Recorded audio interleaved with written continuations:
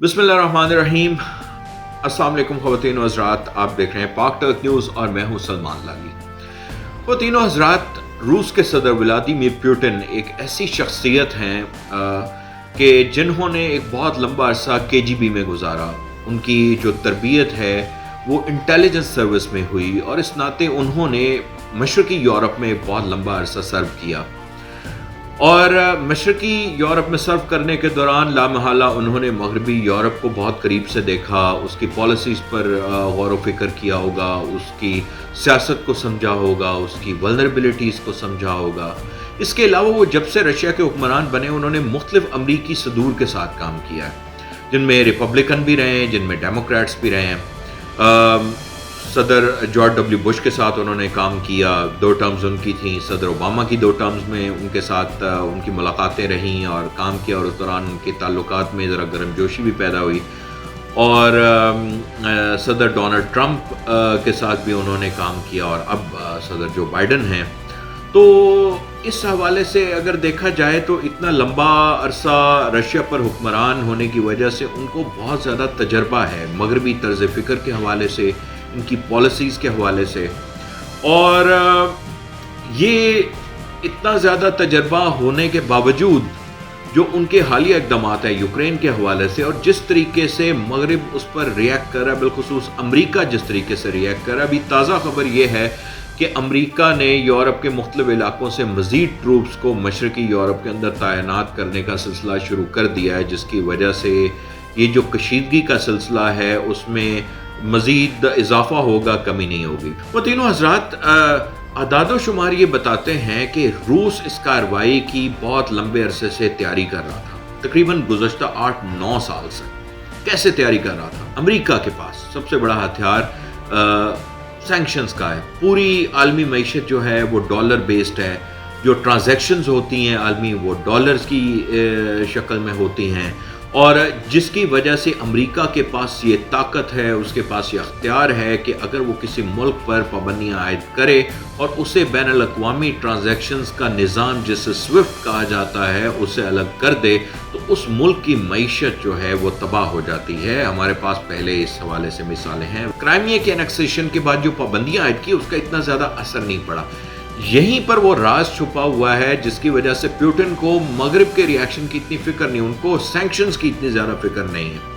वो ये है कि पुतिन ने एक लंबा अरसा पहले रशिया की इकोनॉमी में डी डॉलराइजेशन का प्रोसेस शुरू कर दिया, यानी डॉलर पर इन्हिसार कम कर दिया। किस तरह से? यानी रशिया की जो बड़ी एक्सपोर्ट्स हैं, ऑयल है, गैस है, पेट्रोलियम एक्सपोर्ट्स हैं, आर्म्स एंड एमिनेशन है, उसकी जो एक्सपोर्ट्स हैं उसके बदले जो सरमाया, जो दौलत, जो पैसा उन ममालिक ने रशिया को पे करना था वो उसने डॉलर के बजाय सोने और दीगर करेंसीज जैसे रुबल, उसकी अपनी करेंसी और यूरोस के ज़रिए करना शुरू कर दिया। रशिया ने एक और काम किया, फॉरेन रिजर्व्स को बहुत ही एहतियात से बढ़ाना शुरू किया।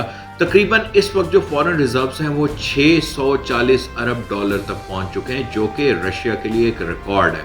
और अब ये सारी की सारी जो असासे हैं ये डॉलर बेस्ड एसेट्स नहीं हैं, इसमें यूरोस भी हैं, इसमें चाइनीज़ करेंसी भी है, इसमें बहुत बड़ी मिकदार में सोना मौजूद है।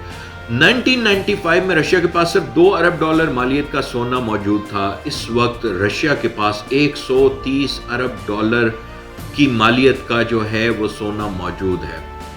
ये बहुत बड़ी मिकदार है और इस हवाले से रशिया बहुत ही खामोशी से लेकिन बहुत ही इफ़ेक्टिवली काम करता रहा है, जिसकी वजह से रशिया को अब सैंक्शंस का उस हद तक ख़तरा लाहक नहीं है जिस हद तक दीगर ममालिक को हो सकता है। ये जो कशीदगी चली आ रही है गुज़श्ता 1-1.5 माह से हम देख रहे हैं, उस दौरान हमें ज़ेलेंस्की, जो प्रेसिडेंट ज़ेलेंस्की की क़यादत में यूक्रेन की हुकूमत है, वो पैनिक करती नज़र आ रही है। बिलखुसूस आज एक बयान आया यूक्रेन की तरफ से, उसमें कहा गया कि वेस्ट जो है वो रूस के खिलाफ प्रोएक्टिव पॉलिसी अपनाए, ना कि रिएक्टिव पॉलिसी, बिकॉज उसकी रिएक्टिव पॉलिसी, उसकी जो एंटी रशिया रेटोरिक है, उसकी वजह से यूक्रेन की मईशत को नुकसान हो रहा है।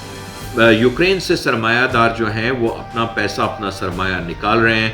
वहाँ पर जो गैर मुल्की प्रोफेशनल्स आके काम करते हैं, इंजीनियर्स हैं, बैंकर्स हैं, ڈاکٹرز ہیں وہ واپس اپنے اپنے ملکوں کو لوٹنا چاہتے ہیں۔ اس موقع پر جو سب سے بہترین ریئیکشن ہو سکتا ہے، جو بہترین اقدام ہو سکتا ہے مغربی ممالک کی جانب سے، وہ ہے کہ آپ یوکرین کے اندر سرمایہ کاری کریں، اس میں انویسٹ کریں، تاکہ جو باقی انویسٹر انڈیویجول انویسٹرز ہیں ان کے اعتماد میں اضافہ ہو، اور رشیا کے اقدامات کے نتیجے میں جو صورتحال پیدا ہوئی ہے اس کا زیادہ اثر یوکرین کی معیشت پر نہ پڑے۔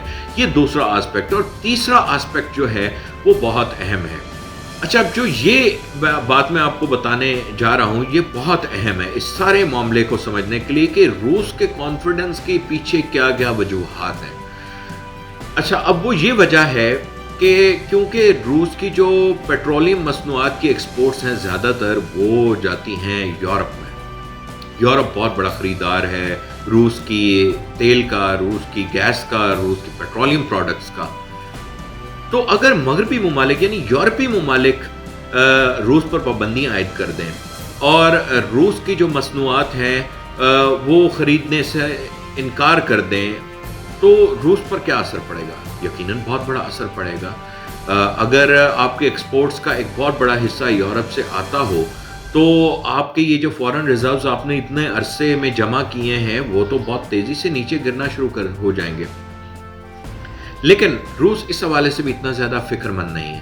اچھا، اب یورپین یونین کا جو دستور ہے اس کا ایک آرٹیکل ان ممالک کو، ان 27 ممالک کو جو کہ اس بلاک کا حصہ ہیں، ان کو پابند کرتا ہے کہ جب بھی سینکشنز کی بات ہوگی یا فورن ریلیشنز کی بات ہوگی تو they should be unanimous vote. Germany کی طرف سے ہمیں ریلکٹنس نظر آتی ہے کہ وہ رشیا پر سینکشنز عائد کرنے میں اتنا دلچسپی نہیں رکھتا، کیونکہ اس کے اپنے معاشی مفادات جو ہیں وہ روس کے ساتھ وابستہ ہیں۔ بائیڈن کو بہت زیادہ پریشانی ہے۔